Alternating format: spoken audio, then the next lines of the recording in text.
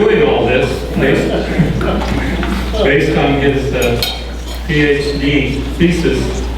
So, And how appropriate it is that the Reedley Peace Center hosts this conversation, knowing that many of the farmers, especially in the First Mennonite Church, have been so instrumental in having discussion on what sustainable organic food and its production should be. When Don Friesen read my dissertation, which very few people read these, and it was really his encouragement and pushing that has realized this, and in addition to the steering committee, and of course the Reedley Peace Center itself, also to see so many faith traditions. I'm a member of the Friends Committee down the Friends meeting in Visalia. Seeing a number of Quakers in the room along with the Mennonites always fills me. The traditions of social justice and peace and sustainability. We don't need hundreds of thousands of people. We need just a few people holding on to truth for a long period of time to realize those truths. So it's always nice for me to come here, to be at the church services and the meetings and at the Peace Center. It's a great honor. I had a privilege to study under and with, become a friend and have a mentor in Scott Peters. He's a scholar of the land grant and the cooperative extension system. He'll be talking about democracy and some of that. Some of his background, he has a BS in education from the University of Illinois, Champaign-Urbana, master's and a PhD both from the University of Minnesota. He's a professor in the Department of Development Economics, Development Sociology, and it used to be Rural Sociology at Cornell, and he is the co-director of Imagining America. Imagining America, which maybe he'll touch upon, is now coming to UC Davis, and it has to do with the integrating what public engagement through scholarship and humanities looks like at institutions of higher learning. He also is doing a project called Food Dignity, where he's working with urban farming, both in places like Oakland and the East Bay, in Ithaca, in New York City, and with rural areas like the Indian reservations up in Wyoming. So he does a lot of very interesting work. It was a great privilege for me to be mentored, shielded, taught, instructed. Often when you're getting your degree, you need an umbrella to guide you through these institutions, and he did that so much. So I'd like to welcome Scott now to Reedley.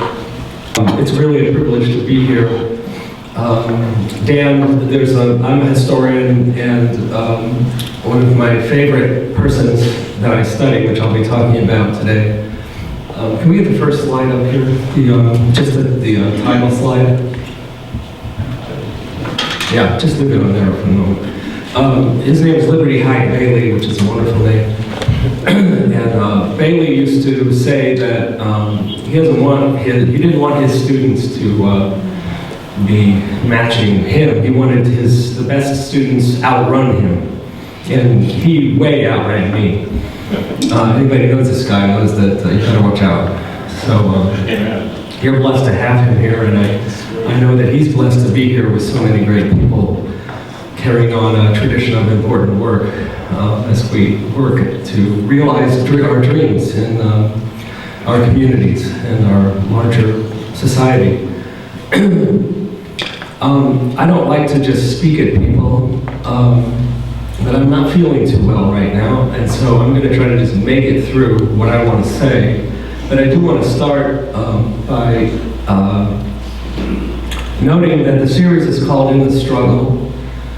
And I just want to pause for a moment for all of us to be thinking about the struggles that you're bringing to this room tonight.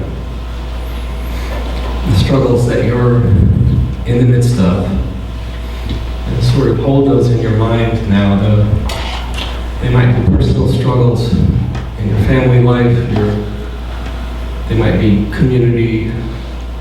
I won't say anything about the presidential election. really seriously trying to tune that out of my brain right now. But I want us to think about that. And I hope that what I have to say, which is centered on a world that most of you are not in and don't probably care much about, which is higher education. I hope that the way I talk about that can connect with your own work, your own lives, your own communities. I think it can, because my approach is a fundamental approach that human beings take. Can you go to the first slide? I live in the world of narrative, stories. Historians, of course, are in the business of telling stories. History is about stories. This is probably the most important guiding piece of wisdom, I would call it, that has been at the top of my consciousness in my work for probably just about the past 10 years. Maybe not quite that long. It was a gift to discover this sentence and what it represents. Those of us who work in higher education, particularly in public colleges and universities, part of the land-grant system, are under fire and threat right now. Budgets are being cut. People are very unhappy with higher education. They think it's too expensive. They think that teachers are not providing their children with what they should be providing them with. Am I speaking loud enough? Okay. And that's causing a lot of turmoil. But fundamentally, a question we are increasingly asking is, what should we do? You know, this is like the profound existential question that we face as human beings. But it's a pretty important question. Public higher education has a contract with society. Or perhaps I should put it this way, public higher education needs to have a contract with society. And that contract is not something you fill out and sign and put on the shelf and it's done. Because the world changes. The world is always changing. That contract needs to be renewed all the time. We need in higher education, if we're responsible, to be asking this question, what should we do? But what Alistair McIntyre reminds us in this quote, which is why I find so much value in it, is that we can't answer that question unless we can answer a prior question of what story or stories. I always get this part wrong because it's a little bit awkward. Do I find myself apart? So those of us who are interested in taking the land-grant mission seriously, taking our public contracts seriously, need to spend some time thinking narratively.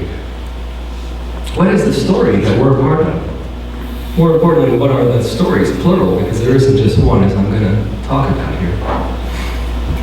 So I'm going to begin with how I'm answering that personally, and then I will lay out the centerpiece of what I want to say, which I see as the foundation of the work that Dan did in his dissertation. In the struggle work, it's the foundation of all of those scholars that went from the 1930s into the present that Dan illuminated in his dissertation, told stories about, helped us to discover and see. And importantly, this is not a dead historical antique conversation. This is a very real, present, urgent conversation. So go to the next slide. So when I think of the story that I am a part of, most deeply, I look at this picture to discover what it is, to remember what it is.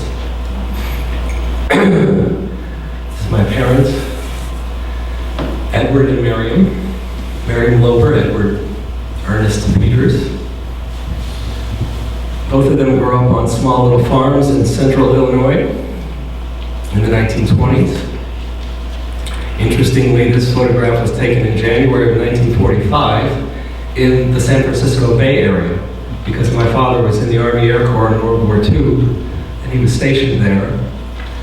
And he thought he was about to be shipped to the European front. So they got married, just in case, before he left. It turned out the war ended before he was going to be shipped, and so he never was. But I am passionately grounded in my bones, in their stories of growing up on farms during the Great Depression. These are the salt of the earth working folks that did a lot of the labor that was unsung and uncompensated for a large part,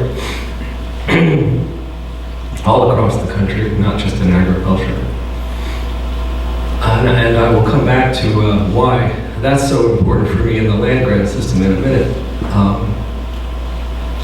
My father I also do show this picture as a sort of way of credentialing myself here I'm a professor at Cornell University. I must just be pretty detached from the world.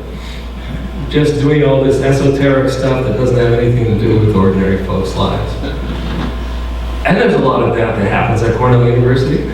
Some of it's kind of fun. Playing around with ideas and theories and doing experiments in laboratories and all that can seem pretty esoteric. But a lot of us in that system are there because of parents, because of something in their bones that they stand for and believe in. So I wanted to start with that. Can you go to the next slide? This is a picture of my hometown, Main Street, Waseca, Illinois, population 5,000. County seat, surrounded by, I hope I don't offend anybody, corn and soybean desert. Flat, totally flat. I mean, completely flat. You could see the horizon 360 degrees. It's a good place to grow up. My father, after World War II, rode the consumer appliance wave. He became and worked his entire work life in the same company, installing and repairing refrigerators, stoves, washing machines, and dryers, all throughout this rural county, because farmers, for the first time, were able to buy refrigerators. For the first time, were able to buy some of these appliances. He made his whole career installing and applying those. I used to ride around the rural countryside. Sometimes he'd get a side of beef instead of money. There was a lot of bartering still in the work he did. It was a pretty hard working life, but pretty remarkable too, and was able to raise a family of 4 kids, buy a house, a nice house, on that wage, doing that work. That means something to me too. Can you go to the next slide? So there's a whole story there that I find myself a part of. My parents, my hometown, what that represents. So then, I'm not going to tell you my whole life story, but I ended up in this place. This is a beautiful panoramic view of Cayuga Lake. And as the song goes at Cornell, far above Cayuga's waters sits Cornell University. This is the proverbial ivory tower up on the hill. And it's a pretty big, steep hill, as Dan knows. It's a beautiful place. This is New York State's land-grant university. We just celebrated our 150th anniversary. Interesting university because it was a marriage of Andrew D. White, who was the first president, who was a New York State senator. He got his PhD in Germany. He was a product of the German science tradition in the 19th century. What was happening is a lot of Americans were going to Germany to get graduate degrees, and they were coming back to the US, and they were the ones that helped build the American science-based research university. Andrew D. White was at the leading edge of that, and Cornell was founded in 1865 in that tradition to be a scientific institution, a research institution. But interestingly, he didn't do that on his own, and he couldn't have done that on his own. He had a colleague in the New York State Assembly named Ezra Cornell, who had made his money on the telegraph. And Ezra Cornell had the money to put on the table to found an institution. Andrew D. White had ideas, so they had to figure out how to marry the science research university with the populist land grant idea. Ordinary folks being able to come to college.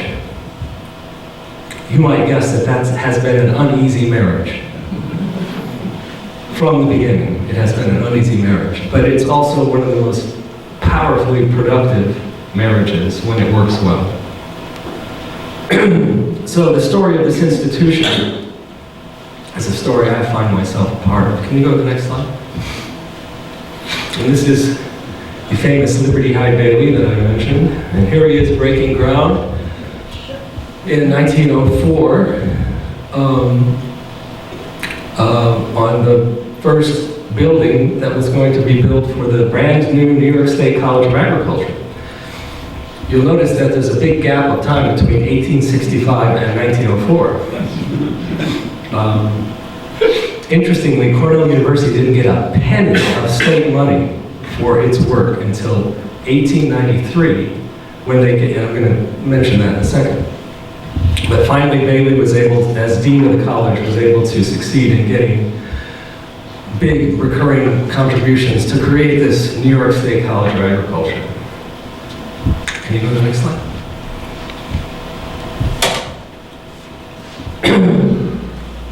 So,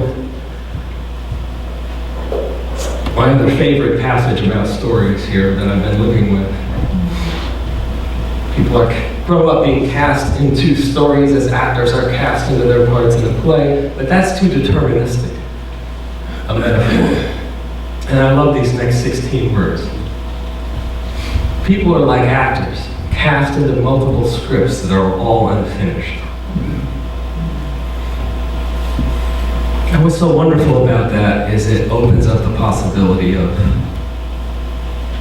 change and action. So, I want to now share what, in my research, I have come to see are the three stories that I have been cast in as a professor in a land-grant institution. And think about the significance of these stories, and it's understanding these stories and the tensions between them, I think, that will help you, if you come back for the rest of this series, understand these characters, like Isao Fujimoto and Paul Taylor, because they come out of one of these three stories that I'm going to tell you. So I'm going to read part of this. So Liberty, I'm just going to tell you here's the first story. So Liberty Hyde Bailey was a groundbreaking and highly accomplished horticultural scientist who served on the faculty of Cornell University from 1888 to 1913. He also chaired President Theodore Roosevelt's Country Life Commission in 1908 and authored its final report. There is a little story about something Bailey did in 1893 that Morris Bishop tells in his book, A History of Cornell. We have an experiment station person here. This is an experiment station story. Bishop writes, the rich vineyards of Chautauqua County in western New York were attacked by disease. In 1893, Assemblyman S.F. Nixon of Chautauqua asked the Cornell Experiment Station to investigate. No funds, said the station. Nevertheless, Liberty Hyde Bailey went to look, identified the disease as black rot, and devised a spray which saved the Assemblyman's vineyard. So delighted was he that he introduced in the Assembly in 1894 and carried through a bill appropriating $8,000 for experimental work in his district. This was the initiation of extension work in New York State. Interestingly, the same exact story shows up in a totally different book. A book called The American College and University. It's one of the classic histories of American higher education, written by Frederick Rudolph. And Rudolph, in his book, was writing about how when land-grant universities were started, farmers didn't really like them very much, or didn't think there was much they could get out of them. These were all these people who were book farmers, who had no experience in the world, and they didn't have a high view of these colleges. So Rudolph was talking about that, and then he says that what changed farmers' minds, and I'm quoting Rudolph, was evidence that scientific agriculture paid in larger crops, higher income, and a better chance to enjoy higher living standards. In other words, an opportunity to make frequent use of the Montgomery Ward or Sears Roebuck catalog. Of primary importance were the pioneer efforts of natural scientists experimenting with seeds, livestock, and chemicals, who began to have something worth showing and saying to farmers. Essential, too, was the Hatch Act of 1887, the Experiment Station Act, which provided federal funds for the creation of agricultural experiment stations, which soon became extremely popular and effective instruments in winning farm support for the colleges. For the stations combined science and the solution of specific farm problems, and helped to demonstrate to skeptical farmers that science could be a friend. And then at the end of this little quote, Professor Liberty Hyde Bailey of Cornell investigated and cured black rot in the vineyards of a member of the state legislature who one day, as Speaker of the Assembly, would be of crucial help in gaining permanent state support for agricultural education at Cornell. Wow, the same story. This is a particular kind of story. And I have to be very careful when I do this because I can be sarcastic about these stories. And I'm going to get to a place where I'm going to resolve that, all right? This is a heroic story, all right? That's what kind of a story it is. Scientists benevolently helping out farmers, saving them from disease or whatever, helping them have money to buy consumer goods. It's a heroic story. And one of my favorite passages, and I'll try to read this in one long-winded sentence. This comes from a speech that W.J. Kerr gave. Kerr was the president of Oregon State University. It was called Oregon State Agricultural College at the time. He was giving an address in 1932 about the fabulous success of the land-grant system. And he talked about the land-grant in terms of great circles of helpful service that radiate from these centers, service that has changed deserts into gardens, redeemed abandoned lands, evolved new and more profitable crops, multiplied production, created new industries, conquered disease, destroyed pests and plagues, harnessed natural power and thereby increased human efficiency, guided agriculture and business, made science the handmaiden of the housewife as well as the captain of industry, revealed the processes of nature, and put into the hands of man the tools that enable him to work with natural law in shaping his own destiny and that of his country. The spirit that actuates this prodigious program and that arrives at such massive results is the supreme and pervasive spirit of land-grant institutions. All right, so this is the first story, and this is the most commonly told story in the institution by its own administrators and leaders. And again, I'm trying not to be sarcastic. I'll do that a little bit for dramatic effect, maybe, but I will get to a place where I think we need to be with these stories. But let me start out by saying, this is a how great are we story. Wow, are we great. Fabulous. We've done all this fabulous stuff. It's been nothing but good. That's one of the things we notice about the story when it's told by administrators and in the literature. It is, there is no downside. None. All right? So that's not the only story. There's another story. And interestingly, when I started discovering this and working on this, I'll be darned if Liberty Hyde Bailey didn't show up again. So there's another story, we call it the technical term for different stories from dominant ones is counter-narrative. That's an academic term. This is a story that challenges that first story. And we wanted to find this second story. We have to start thinking about the industrialization, modernization of agriculture, and how that played out, and realize that land-grant colleges and universities played a significant role in that process. And in this story, the people who tell this story, these are the critics of the land-grant system, the critics of higher education. In the eyes of some of these critics, the state-supported process of modernization actually isn't a story of steady progress and improvement, like the dominant narrative implies, and it didn't benefit everybody equally, like the dominant narrative implies, because there's this whole thing about how through cheap food, the production of cheap food, the whole nation benefited, everybody, farmers and rural people and consumers, and everybody benefited. But the critics say, no, actually it wasn't. It involved what historian Daniel T. Rogers has called a classic marriage of economic efficiency and unpaid social costs. Cheap food at the expense of education, health, and ambition among its myriad small producers. Ouch.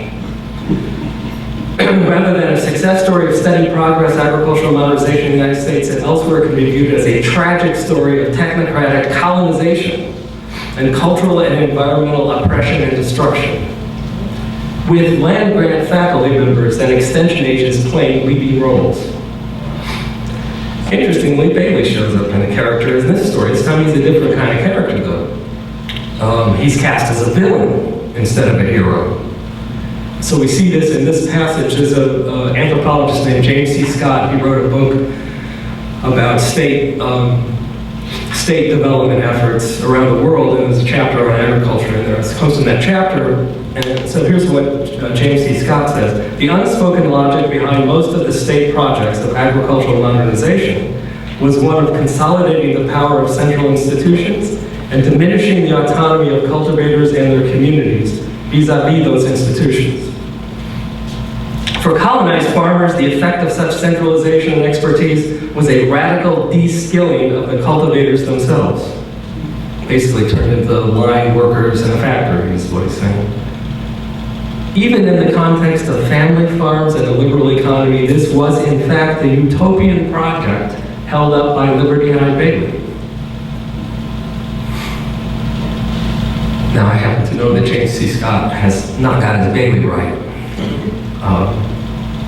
And I won't go into the reasons for that now, but he's now taken this character who's a great hero in the first story and turned the same exact character into a villain. So one of the most famous, or I guess well-known critics that tells this tragic story is Wendell Berry. And Wendell Berry wrote a book in 1977 called The Unsettling of America, and there's a chapter in that book called Jefferson, Morrill, and the Upper Crust. Morrill refers to the Morrill who founded the land-grant legislation in 1862 that created the land-grant system, Justin Morrill.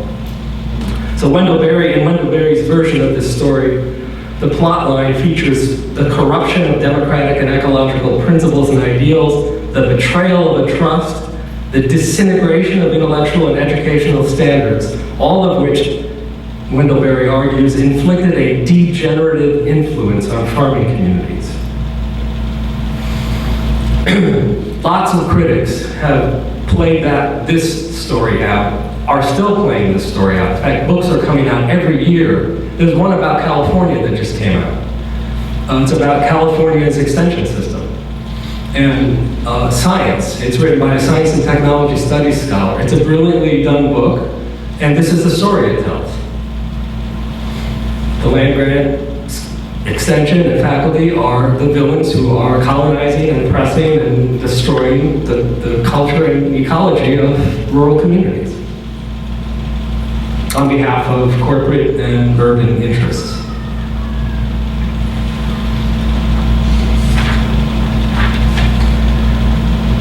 So we have a heroic story that I could find myself a part of as a faculty member in a land-grant system,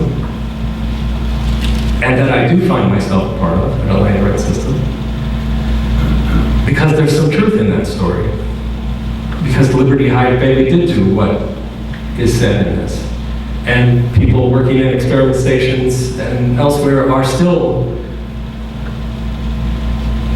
developing scientific knowledge and expertise and using it in ways that help farmers, that contribute to the production of a food system that is more sustainable. People are devoted to that. Not everybody, of course, but there are people doing that work. So that's a story we can tell with some truth. But it isn't the whole story, and that's why this critic story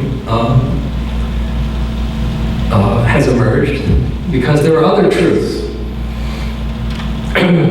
There have been things that land-grant institutions have done that have not played out to the benefit of the environment or of rural communities or of farmers.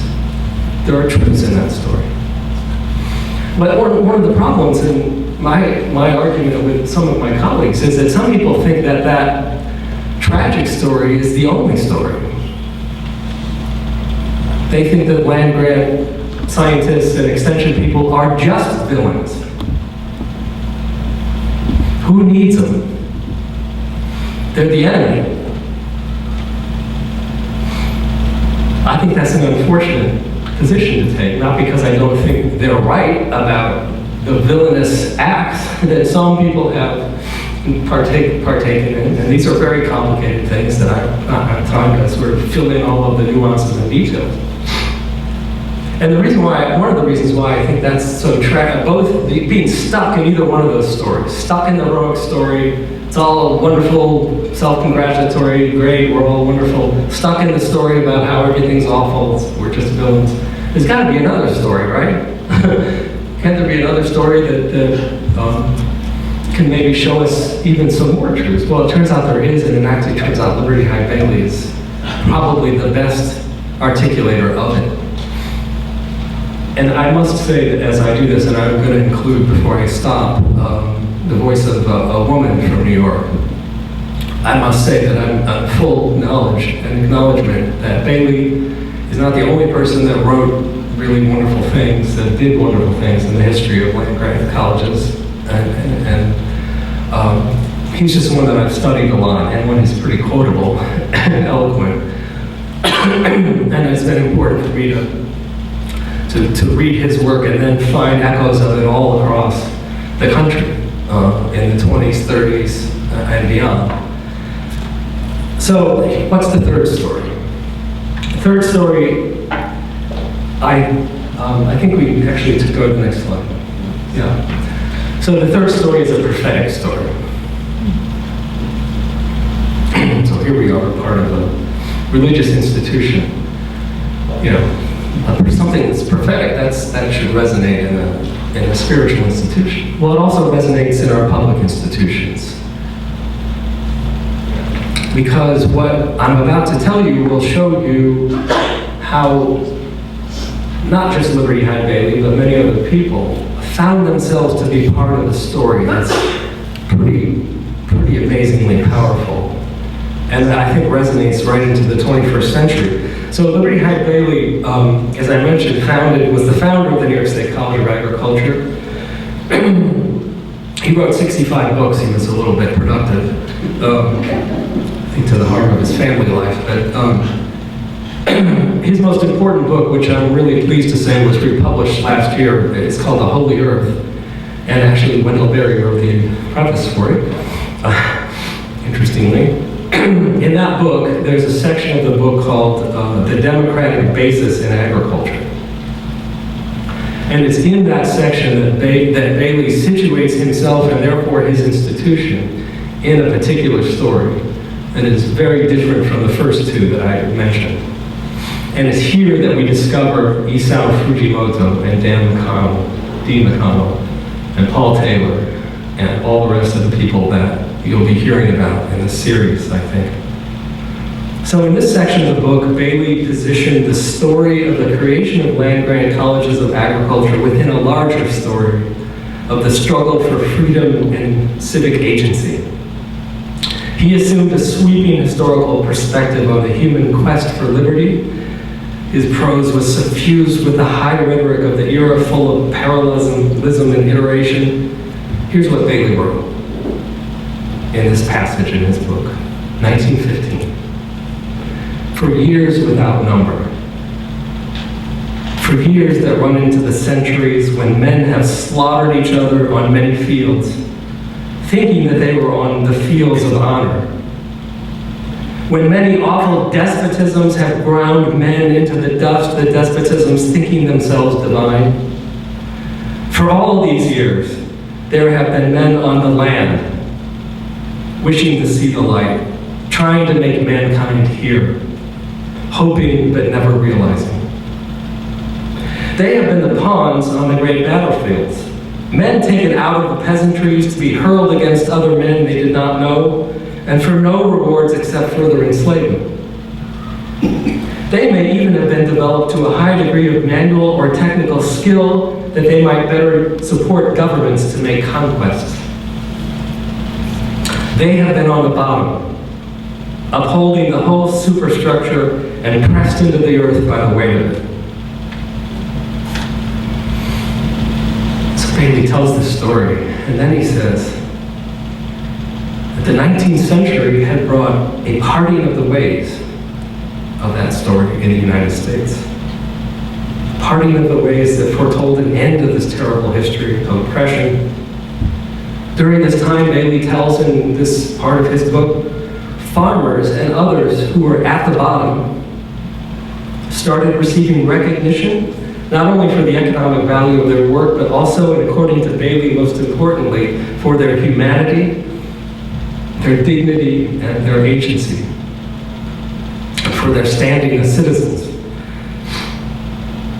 In his view, this multidimensional recognition was what inspired the creation of the U.S. Department of Agriculture, of land-grant colleges in 1862, agricultural experiment stations in 1887, and finally, the year before Bailey wrote this book, the National Cooperative Extension System, passed in May of 1914.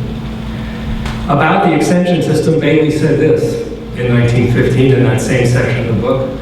A new agency has been created in the Agricultural Extension Act, which was signed by President Wilson on the 8th of May of 1914. A new instrumentality in the world has now received the sanction of a whole people, and it almost staggers one when one even partly comprehends the tremendous consequences that in all likelihood will come of it. Conceptualizing extension work in political rather than narrowly technical terms, he pointed to the problem of relating, quote, all this public work to the development of a democracy. I am not thinking so much of the development of a form of government as of a real democratic expression on the part of the people. Agriculture is our basic industry. As we organize its affairs, so to a great degree shall we secure the results in society in general. And then in that same section, Bailey spoke to, very pointedly, the mission of these land-grant institutions in a way that interpreted the most important phrase from the 1862 Morrill Act, was to say that what land-grant universities' charge is to provide a liberal and practical education to the common people. Now, Wendell Berry has had made great waves in telling his tragic story, which basically is a story of erasing, of first separating liberal or practical education, and then eliminating the liberal piece. And that has, I can attest, happened in a lot of institutions. But here's what Bailey thought these institutions should do. And I think this is a paragraph you should remember when you hear about these other scholars that Dan has studied and you hear from them. Here's what Bailey said. It is not sufficient to train technically in the trades and crafts and arts to the end of securing greater economic efficiency. This may be accomplished in a despotism and result in no self-action on the part of the people. Every democracy must reach far beyond what is commonly known as economic efficiency and do everything it can to enable those in the backgrounds, the ordinary folks, people on the land, to maintain their standing and their pride and to partake in the making of political affairs.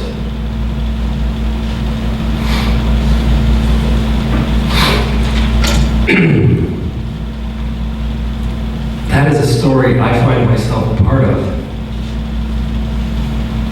This sweeping story of centuries of ordinary folks hurled on these battlefields, the peasants hurled on the battlefields. They didn't gain anything from this. States using them to advance their economy. Thousands of years of this kind of history. And then in the 19th century, something happened. Science happened. Democracy happened. These two ideas, these two things, both emerged in the 19th century powerfully. And people like Liberty Hyde Bailey, people like the scholars you'll be hearing about, sought to weave those together. To be part of a story of realizing, can you go to the next slide? Of realizing these institutions, I love this title, as people's colleges. Ruby Green Smith was for 30 plus years the director of home demonstration work in New York. She was also a member of the American Academy of Sciences. She was a PhD in entomology. And if you go to the next slide, you'll see her picture. That is a little quote she said about extension. There was vigorous reciprocity in the extension service because it is with the people. And then she quotes Abraham Lincoln's Gettysburg Address, as well as of the people, by the people, and for the people. Putting extension right there in the story that Lincoln told on the battlefield of Gettysburg.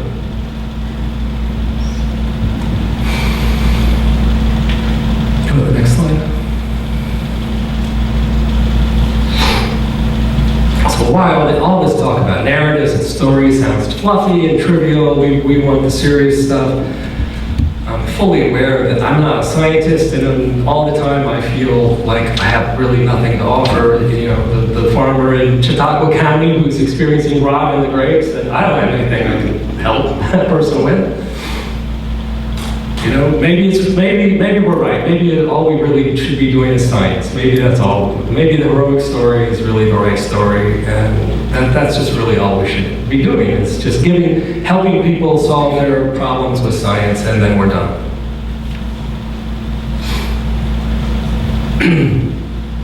But I think this is environmental historian William Cronin. Narratives remain our chief moral compass in the world because we use them to motivate and explain our actions. The stories we tell change the way we act in the world.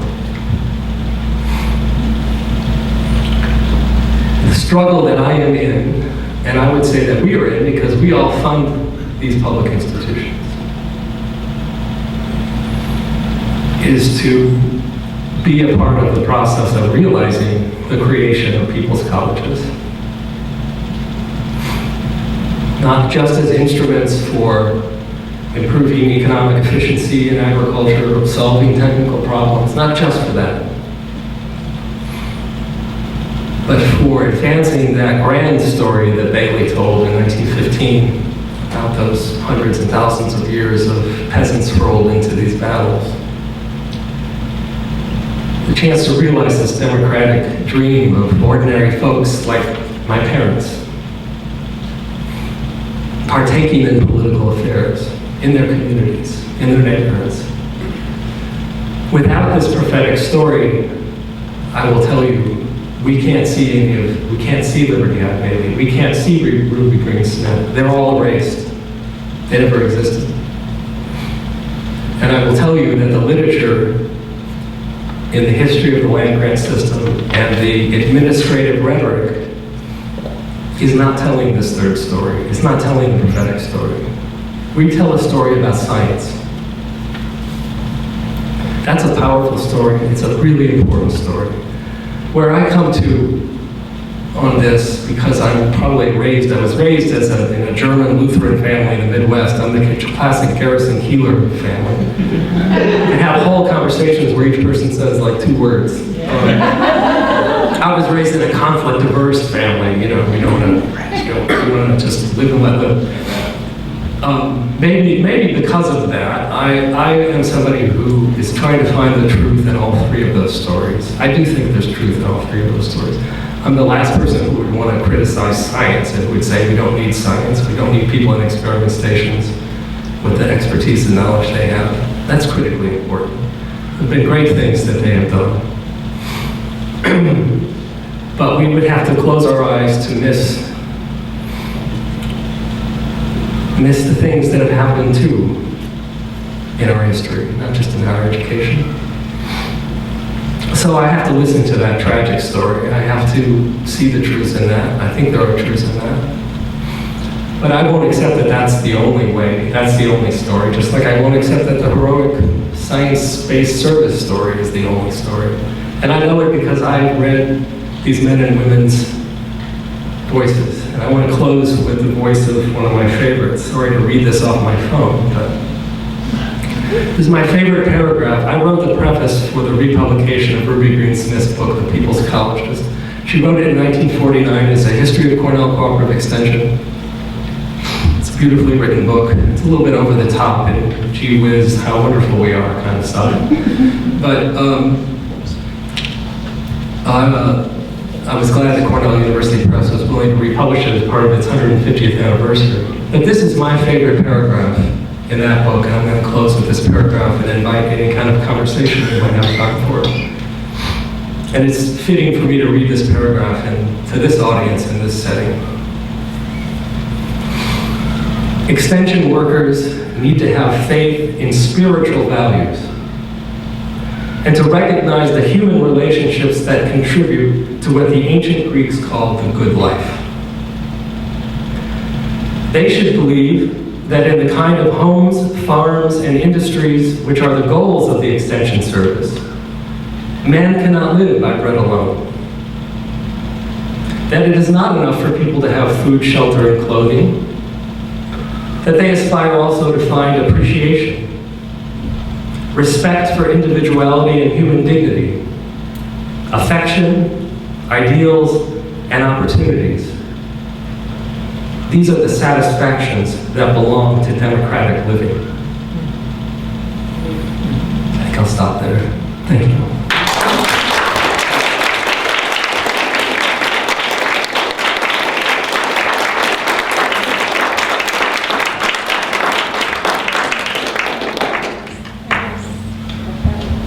I don't know if that put you to sleep or if that riled you up, agitated you. Inspired. Any questions or arguments? Do we have time for any of that? Jim, the request, all right, the request is that if you have a question, if you will please come to the microphone and ask the question, because this is being recorded and he wants to make sure he gets the questions recorded as well as the answer. So if you have a question, if you'll step forward, we can kind of form a little line right here. Don't all rush up there at once. Yes, right here.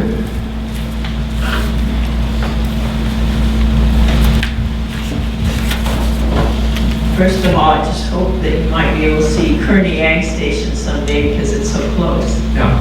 It's a very impressive place. My concern is most people like working at Kearney Ag who have these PhDs, and some of them are very idealistic and quite good at what they do. They don't have any funding. So they have to go out and get funding, and usually the only people offering funding are big businesses. And so I don't know how to solve that. I'm throwing that out. Anybody know how to solve that? Listen, let me just say a few things, and I welcome people who know more, maybe know more about the current situation. Step forward if you got a question. There's been a steady disinvestment in public funding of higher ed. we all know this. I mean, states, California was in big trouble a few years ago and did a lot of cuts to higher ed, and New York did a lot of cuts. A lot of states are slapped. Wisconsin right now is one of the bellwether places. I'm about to go there the week after next. We're hosting our national conference there, partly because we want to be there as the public flagship University of Wisconsin system is experiencing some of its most significant cuts. And there's no question that when we have public disinvestment, that this causes some trouble with the ability to do certain kinds of work. And, of course, there are disagreements here about, I've had people yell at me in the face a lot about how it doesn't make any difference where they get their funding, that doesn't bias them, et cetera, et cetera. I don't want to have that argument particularly. I think people can do really great science if they're funded by a corporation. I don't think it's automatically the case they can't do good science, but there is an issue, as you might tell from the way I told this story, about what corporations might be willing to fund. And what's really important about, when you read legislation like the Morrill Act in 1862 and 1890, and the Second Morrill Act, and the Land Grant Act, the Smith-Weaver Act, the Founding Extension in 1914, they don't say anything about purpose. They literally don't say anything about what the purpose is. They just say a little bit about the activity, like liberal and practical education, or disseminating scientific information. The Extension Act of 1914 was about applying and disseminating science for home economics and agriculture. But that's not a purpose, that's an activity. What is that for? What is that supposed to help us accomplish in society? It doesn't say anything about that.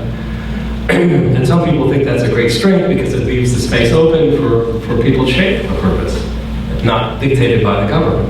And I think there's a case to be made there. But if we listen to this grand stuff that I'm going to share with you, and I'm aware it's very grand stuff, it does speak to purposes that provide us with really tough measures or standards for evaluating how well we're doing. Are we actually helping the self-action of people in ordinary communities? Are we improving that, supporting that through our work? Again, the scholars that Dan studied that did this work were motivated by a foundation of values and principles that were purpose-driven. So this question of funding is important and doesn't have an easy answer. And it's not just the enemy here isn't just the university or the corporations. I mean, the whole society collaborates in what our priorities are in one way or another. I don't know if somebody's got a better answer. That's not an answer to what we do about this. It's an explanation of some of the issues. Anybody else have a question?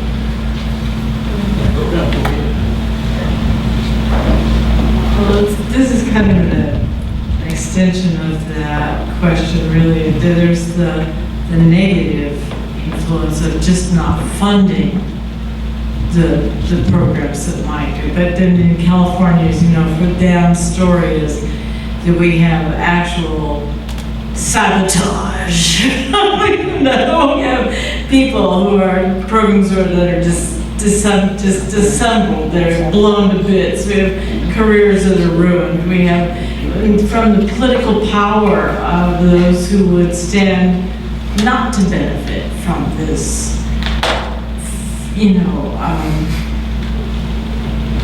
more of the prophetic view, where we've got this body of people. We do know that there's a value to trickle up economics. What comes from the land, that is critical, and yet every time you try to tell that story over here on our side of the country, there's retribution. And so my question for you then, in that look at that, is there anybody on your side of the country that's found a way to deal with that kind of, my question in my life is, how do we deal with that retribution when the public is continuously made less aware of the costs? So, got any heroes on your side of the country? Well, I would say that there are a bunch of heroes in this room, because the only solution to what you're talking about is organizing. You know, and that's, if you want to create anything meaningful in a society that is like ours, where there's big vested interests and lots of power and consolidated money and capital, you're gonna have to organize. You're gonna have to do what organizers talk about, which is agitate. You have to find leaders. You have to agitate, you have to take strategic actions, you have to learn from those actions. That's the work of organizing. I think that has to happen inside institutions as well as outside of institutions. The Magic America that I'm part of is dedicated to bridging that, but also centering its focus on the agitation inside the institutions. So I'm married to a state legislator. She's running for her 7th term in the New York State Assembly. She grew up in Staten Island. We got married in 2002. I have shelves of books about local agriculture and, you know, all of that. And, you know, when we first met each other, I was, you know, she's running for state legislature right when I met her. It's like, you know, we live in upstate New York and this, you know, this is really important. And she didn't pay any attention to me. But this is a true story. When right after she took office, the Farm Bureau showed up on her door, the New York State Farm Bureau. And they took her and some of her Brooklyn and Manhattan colleagues out to farms. And my wife comes home after that, I still remember this, she comes home after that first visit and she says, "Do you know all the stuff we grow in New York? Why aren't we growing more of our food? Why aren't we doing more of, you know how this could deal with our economic issues? We're shipping all this food from all over the world, we've got an energy crisis." She became the thank you to the Farm Bureau, actually, for taking this New York City girl and helping her understand the power and potential of agriculture. And because I'm not interested in you know, creating the pure villains and the pure good people, I think the organizing work we need to do is to build those bridges. And so a lot of the folks in the Farm Bureau in a place like New York, they're really great folk. You know, they love their farms and their land and their families, and, you know, they're trying to make a living. And they need an alliance with someone like my wife, who's interested in what can we do to help revitalize agriculture in New York. But, you know, we need to have much more than that, because that's not sufficient. She was the prime sponsor on a bill that just passed to create 6 legal licenses to grow hemp in New York. And she now is fully convinced that hemp is going to revitalize upstate New York. And there's young entrepreneurs from New York City that have all this land and they're growing this huge field of hemp. They're the first ones that got a license. There's a story in the New York Times about this. They interviewed my wife and they talk about it. And of course, the major spin-off products for hemp, it's all kinds of value in that crop. And it's not legal, as I'm sure you all know, to grow it in the States because of the federal law, but they're working on changing that. But, you know, the only answer to what you're raising is organizing. And I will say this, the young people that are showing up at places like Cornell and UC Davis now, they're ready to work on this. They're ready to be involved in this. They're ready to get out there. Not all of them, but a lot of them are. They want meaningful work. They care about, they're fired up about the environment, they're fired up about poverty. They're looking for meaningful work. They look at a lot of what's offered to them and it's not that meaningful. I'm not talking about the majority of students, but I'm talking about what I'm feeling is a critical mass that we're seeing. We just created a new university-wide minor at Cornell that we call Community Food Systems, and we just launched it this month.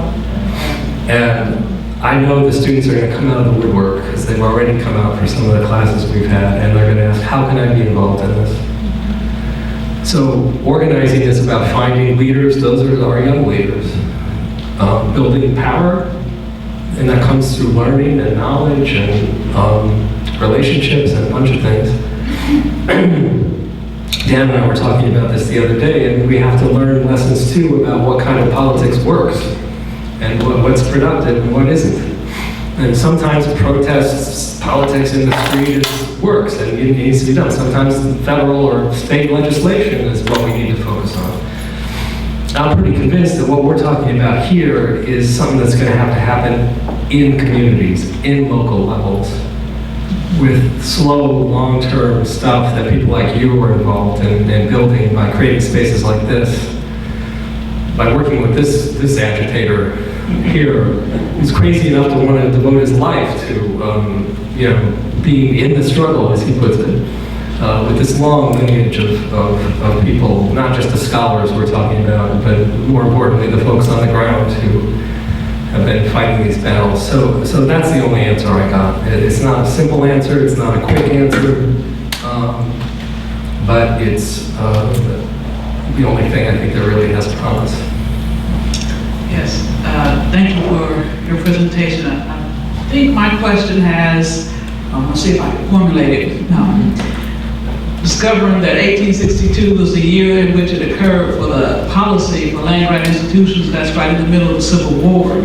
So can you speak more to the narratives around how that occurred, and then also how the HBCUs, historically black colleges and universities, played into that as land-grant institutions as well, around issues including race and class, and how are they similar to, yet different from, what the U.S. Constitution envisioned as the white male landowner as being the benefit. So can you speak to that broader narrative as well, and a lot of the stories? Sure.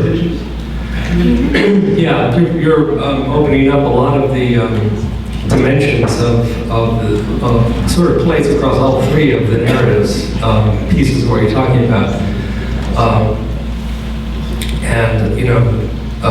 What can I say briefly? The first bill that was put in front of the legislature of Congress to pass what became the founding legislation of the land-grant system was in 1858. President Buchanan vetoed it on states' rights grounds.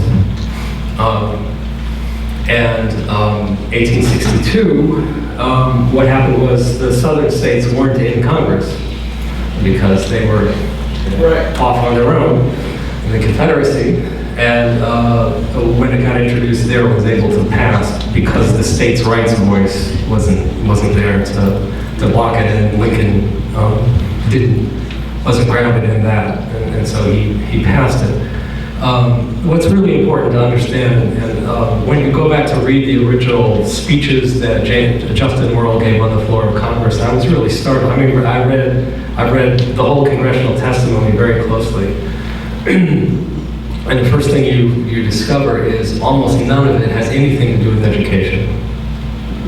The great vast majority of the debate in Congress is about federal land policy, because the big deal was we're going to be putting all this federal land on the market. Because what happened is the bill established this process by which states could petition to create a land-grant institution, and they would get all of this federal land. And what they were supposed to do with the land is sell it to endow a new college. And so the Cornell's land was in Wisconsin. It wasn't in New York.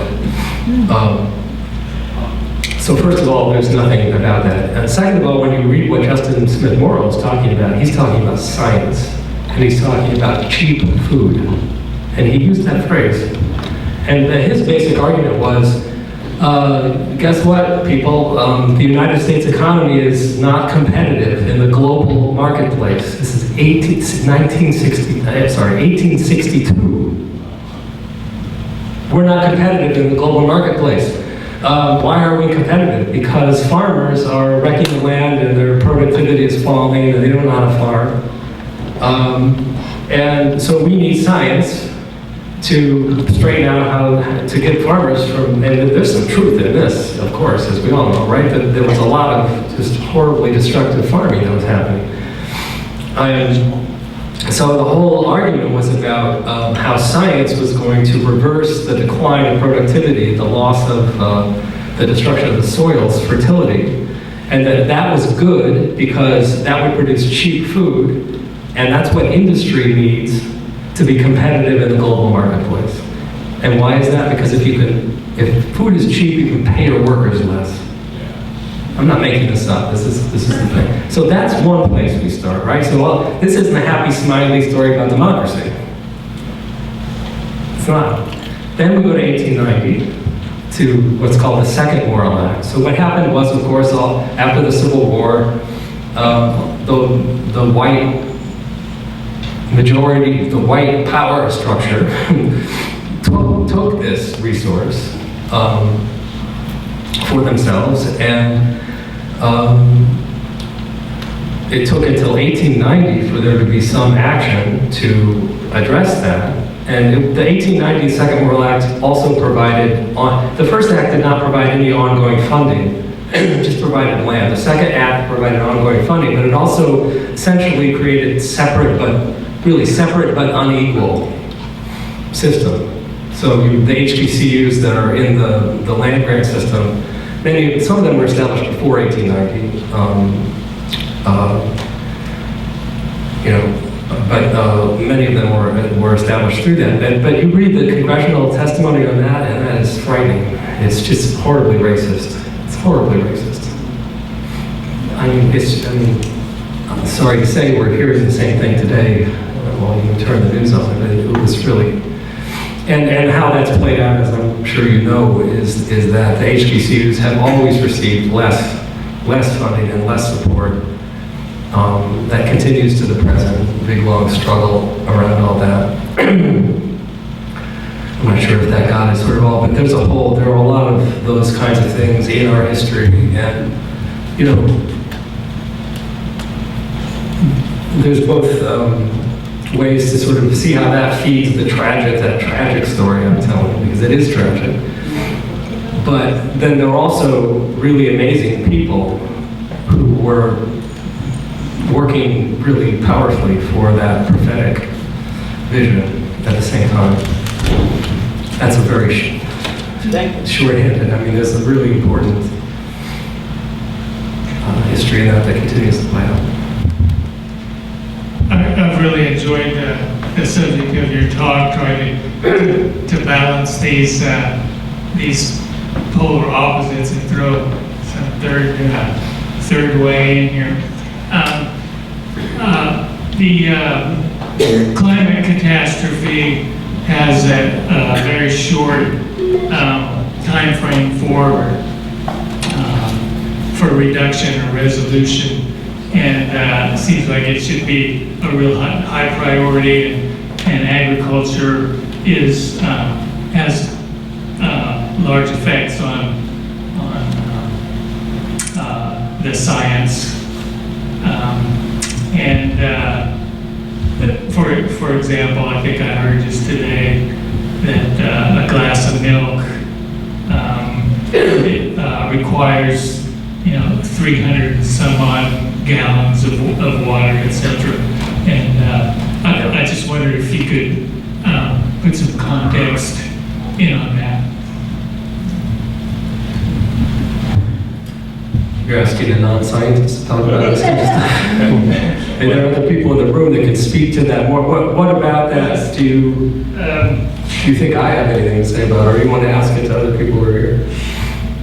Yeah, I guess that could go out generally too, because I'm sure people have been thinking about that in terms of our future practices. Yeah. Some of my colleagues, past, in New York State, we have 2 agricultural experiment stations. We have this Geneva station, which is a state station. They're related, but they're separate. And then we have the Cornell Agricultural Experiment Station. I'm really bad at blanking names out, so I'm trying desperately to recall who the last director of Cornell Public Extension is, Cornell Experiment Station is, who I'm just about to say something about, and I blanked his name out. But he is a fierce, how do I put this? He's fiercely grounded in urgency around climate change. And when he talks publicly, he talks about his grandchildren. He, like what I do here, he puts it right in his grandchildren. And he has now founded a climate change and agriculture program in Cornell. I know that's happening all around the world. That now people are recognizing, wow, this is going to have a big impact on agriculture. We better be paying attention to this, and what does it mean, etc. So there are people working on that, and you know, it's getting late, and I'm slipping dangerously into soapboxing because I have to tell you that. I won't do very much of this, but let me say that one of the things that has gripped our culture, I won't put it on scientists, it's not science, it's our culture, it's broader, is the belief that there's a technical solution to everything. And you're always working on the next fix, you know, because whatever you create is going to have downside and implications that's going to have to be fixed with the next technology. And so there are a lot of people who are sort of narrowly looking at this in that sort of way. And then there are people who are asking bigger questions about, maybe we need to change our culture and the way we're living, and we need some more fundamental changes. And my soapbox complaining thing, being who I am, is that there's too much of a move in institutions like mine where they'll say, wow, climate change is a really big problem. We got to ramp up our science on this. And then they'll work on that, and then they'll do what a lot of scientists do, they'll write op-eds. They'll testify in Congress. That's the politically engaged aspect that they do. And then they'll find out that the legislature doesn't listen to them, people don't listen to them. We've got an anti-science dimension in our society right now. And then they'll say, wow, I guess this actually is not just about science. How do you change a society? How do you civic work, it's this, it's how do you do that? We need to do that. But here's where I'm soapboxing now. But then what they end up saying is, well, but that's not our job. Our job is to do the science. Yeah, the democracy stuff, that civic stuff, and all that, that's important, that's not our job. And as a historian, when I look at the men and women like Ruby Greenstaff and Bailey and many others, they were facing a lot of tough stuff in their time. They weren't stuck in an either-or place. Either we do the science or we do this other stuff, and we can't do them both. Liberal and practical education, what that meant is a marriage. That is the secret power of the land grant.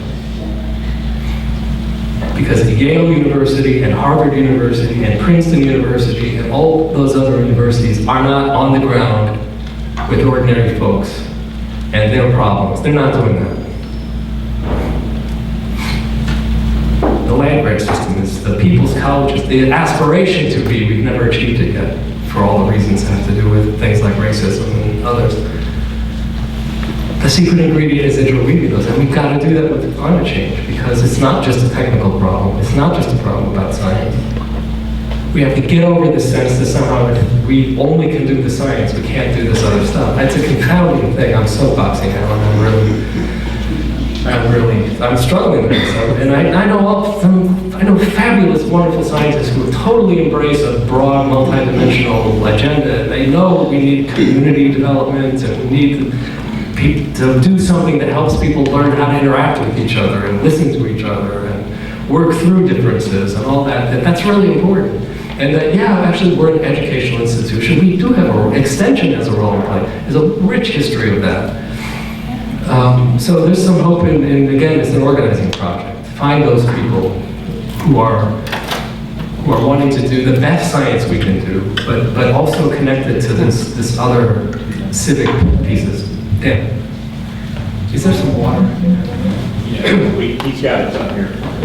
Yeah, thanks, Scott. I did want to say that Trudy spoke earlier, and we'll have a series of scholars and people talk about the history of academic engagement here, but this speaker series culminates with Tom Willey. It culminates with Sarah Ramirez. Where is Sarah? Sarah Ramirez, who is the director of FoodLink in Tulare County. She is the house. She does everything. We're going to hear about her important work. To say organizing when you're doing community development on the level that she does, it's better than all, and she integrates her academic background as well.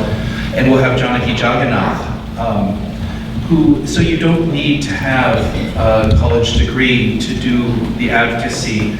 We can't allow, the land grant is our public education system, just like the government. We can't allow in a democracy public institutions to drift away from us.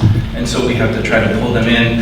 And so my question, Scott, is what times, as you study, my hope is always, because cooperative extension, the land grant, cooperative extension and the ag experiment stations are in our communities now, the extension agents are with us, that they can be invigorated.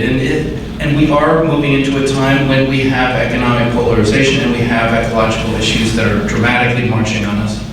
So take something like the Great Depression, or are there other times that the cooperative extension system shifted its narrative from one way to the other to acknowledge a period of crisis? And maybe, if there isn't too many of that, what are you doing, perhaps with Imagining America or some of your projects, to address this prophetic, some of us, like Karen, seek prophetic voice. Where are our institutions seeking prophetic stance?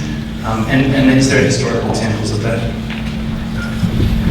Well, it's getting late, and I'm not launching into another lecture here, but I will try to quickly point to two things. I had a PhD student who did his dissertation on really remarkable work that was done in the 1930s and early 40s. We had a really kind of eccentric Secretary of Agriculture during those years called Henry Wallace. He had his own personal psychic.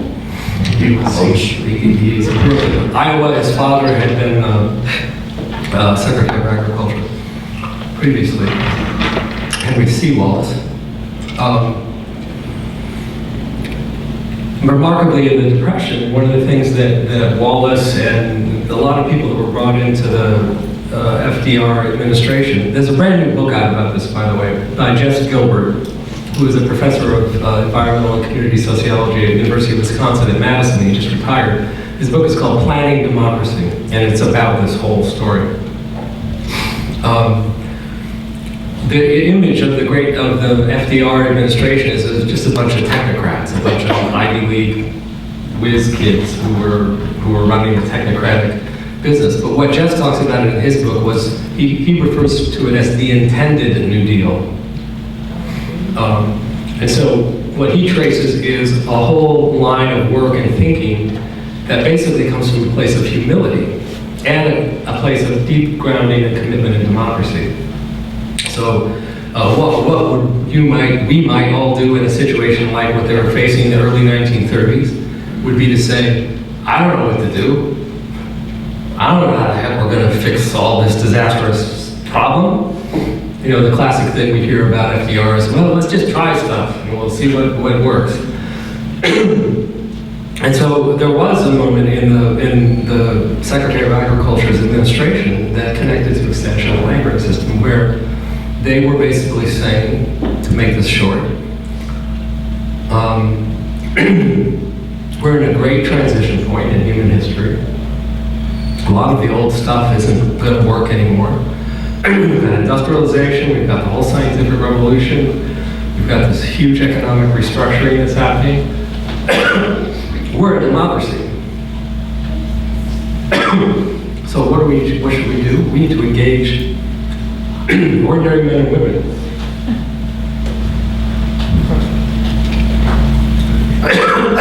and getting their views. I think I'm reaching the limit here of what I can talk. But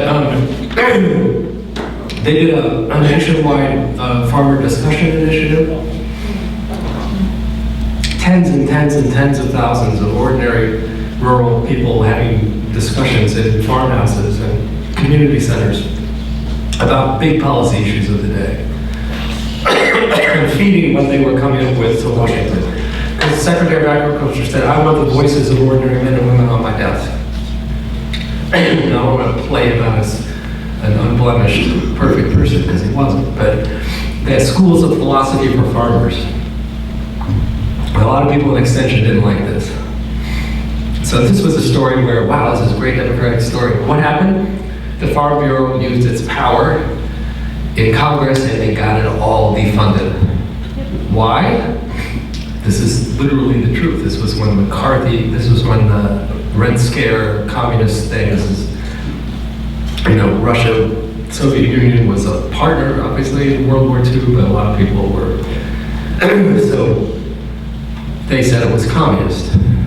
Farmer discussion groups was a communist idea. But actually, what they were really saying is, I'm sorry to be speaking this way, I'm really saying things I shouldn't be saying. But We won't tell. the Farm Bureau, this is basically what happened. The Farm Bureau said, we already figured out the policy views. What the heck do you want other ordinary people to be having discussions about this for? We don't need that. We got the policy. We're the voice of those people. And of course, the risk is those people were going to disagree with what the Farm Bureau's positions were. So they cut it. This is the same time, by the way, that the Bureau of Agriculture, the Bureau of Economic, what was it called? The Bureau of Agricultural Economics. That was also eliminated at the same time because they were closely connected. There is stuff we're doing today through Imagining America and other efforts, but I can't.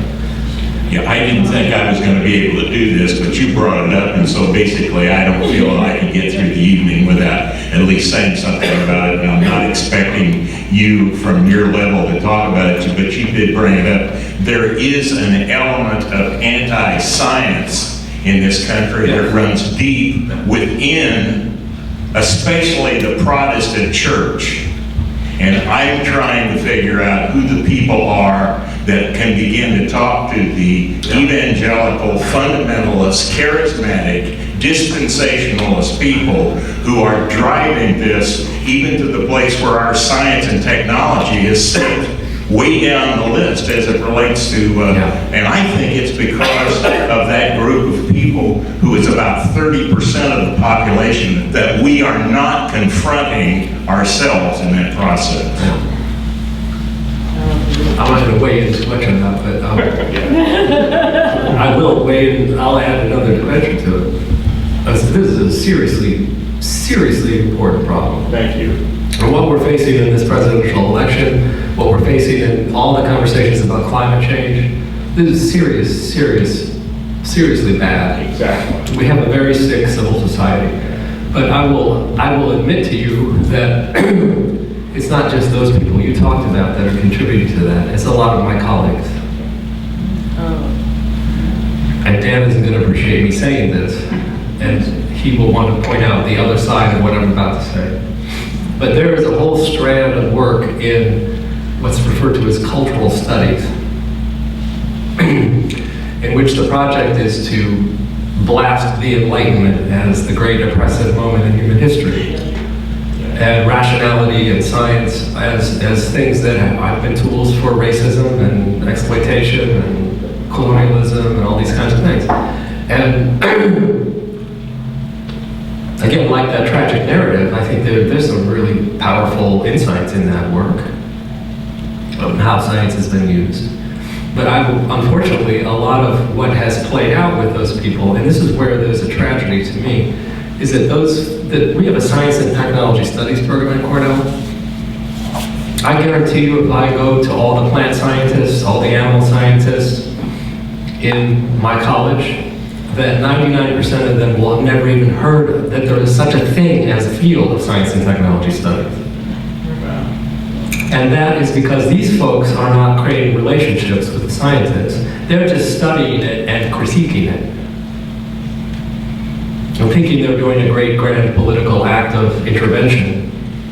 I'm sorry to speak that way. It's not fair for a lot of these people, but I'm afraid that that's one of the ingredients that has unexpectedly reinforced the population you're talking about. Because what a lot of these people end up doing is saying, this is postmodernism.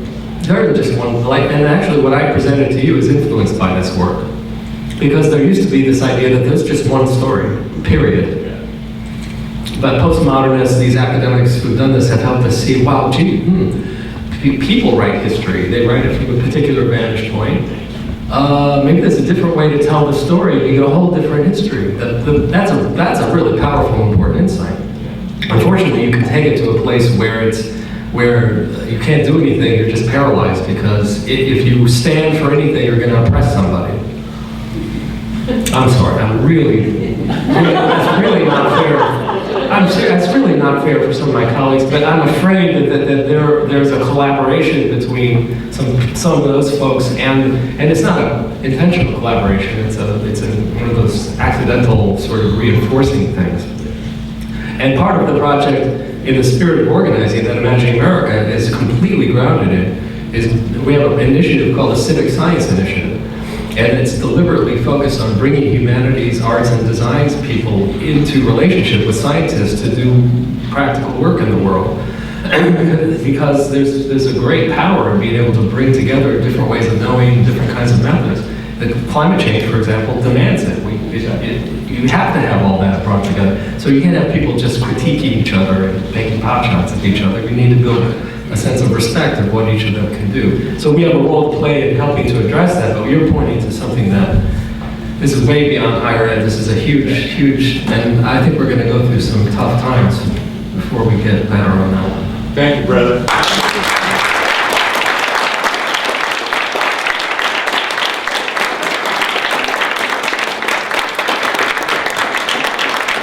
Thank you very much.